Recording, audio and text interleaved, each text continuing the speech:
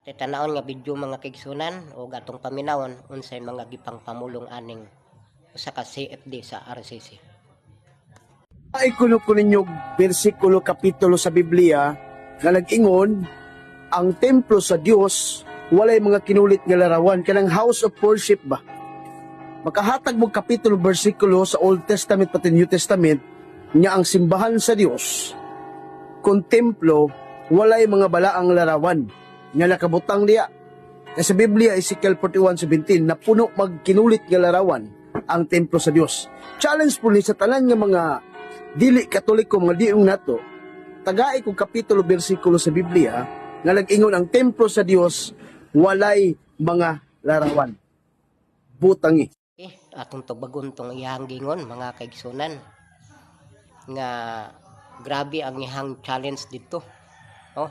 Atong tubagon kay matud pa niya nangayo siya og teksto nga nag-ingon walay kinulit nga larawan nga balaan, no? Ang giingon niya mga balaan nga mga larawan. So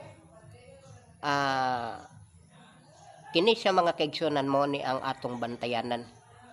Nganong nakaingon ko ana kay usa ni siya nga taktik pod sa kaaway nga dapat gyud ang mga tawo maghimo gyud og larawan ug magsimba gyud og mga Dios-Diosan, no? So usa na siya natong abantayan kay naig gi-record sa balaang kasulatan nga ako ni siyang basahon nunya kay kung ato ni siyang patulan ug ato pong sundon ang ilahang mga pamaagi makaingon gid ko mga higala mga kaigsunan dako nakaita og paglapas sa balaod sa Ginoo. So tataw og klaro kaayo nga nagingon didto ayaw pagbaton og lain nga Dios, ayaw pagbuhat og larawan. So kana siya mga kaigsunan dako kayo na siya og pasipala kung ato na siyang lapason. Anong gusto man gid nila nga ang mga tao pasimbahon man gid og larawan og kining gitawag nga mga rebulto og mga Dios-Diosan. Karon matud pa dinhi ang Ezekiel 41 verse 17 napuno sa kinulit nga larawan. Karon gikan gid sa baba ang templo daw sa Ginoo napuno sa kinulit nga larawan. Pero ang pangutana asa to gikulit og kinsa ang nagsugo? Una, siguro kung naatay authority gikan sa Ginoo, gisugo tas Ginoo nga magbuhat tag larawan, gisugo tas Ginoo nga magkulit og larawan, pwede lang. Pero kining templuha manggod mga higala mga kaigsunan, kining templuha morning templos Ginoo. Lahi karon ang templo nila. Kay nga naman kini templos Ginoo ni balaan. So naay gitawag nga permiso gikan sa Ginoo nga ang templo sa Ginoo butangan og mga kinulit nga mga larawan. Pero unsa may gipangbutang didto? Balaan nga mga larawan. Pero ang pangutana, asa to gipangbutang? Wala to gibutang didto sa pulpito. Ang gibutang mga kilid sa balay ba punon. So matud pa niya nag-challenge pang siya nga nag-ingon templo sa Dios walay larawan. Mas man ako ang Ezekiel kapitulo 41 bersikulo 17 kadtong may klaro nga templo gid sa Ginoo. Pero kanang ilang templo karon nga giklaim nila nga kana daw ilang simbahan templo daw sa Ginoo. Templo sa Ginoo.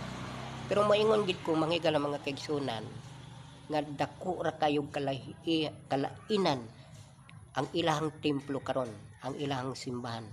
Nga naman kung atong makita di gid ta makaingon nga kana templo sa Ginoo. Kay ako gikan ako diha.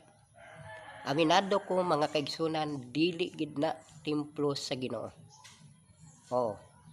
So atong sutaon ug susihon ang mga buhat tani. So di ba panahon sa naay gitawag na mga pista unsay ginabuhat, nagpasabong, nagpadisko, unsa pa, nagpasugal. So walay dili ni balaan nga templo. Kaya nga naman, templo ni sa Roma. Ang templo sa Ginoo lay ra kayo. Ang gingon niya nga nagnangay pagid sa teksto nga nagingon ang Ginoo. Di naman kailangan nga mangayo tag teksto nga mubasag yun nga ang templo sa Ginoo dili na magbuhat og larawan. Mindset ba mindset? Unsa may gingon sa Ezekiel kapitulo Roma 1:21. Unsa gingon re? 22. Naibalo sila sa Dios apan wala sila magpasidungog kaniya. Ingon nga Dios nagpasalamat kaniya ang ila hinoon mga hunahuna pulos binuang ug nangitngitan ang ilang mga salabutan. Unsa gingon? Nahibalo sila sa Dios. So nakabalo sila nga naay Dios. Pero unsa gingon diri? Apan wala sila magpasidungog kaniya ingon nga Dios ug nagpasalamat kaniya. Ang hila hinoon nga hunahuna pulos binuang. So pag ingon nga pulos binuang walay tarong. Wala gid tarong diri, puro gid binuang. Tapos ang ilang mga salabutan nangitngitan, wa gyoy kahayag. Puro ngitngit gid mga kaigsunan. Nga naman, matod nila, maalam sila apan mga buang-buang diay. So ingon nila bright sila. So atong makita karon perting daghanag mga bright pero nahimong buang-buang sumala sa Biblia. Sa bersikulo 22, imbes himayaon nila ang Dios nga walay kamatayon.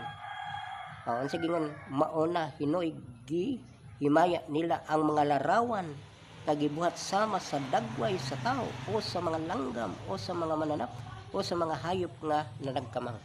Tanawang ilang larawan karon. Unsa na siyang mga dagway. Naidagway sa ambot di mo masabtan. Iba-iba ang dagway.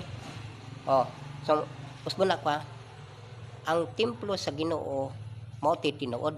Pero kanang templo nila karon mao nay dili tinuod. Nga naman sa gingon diri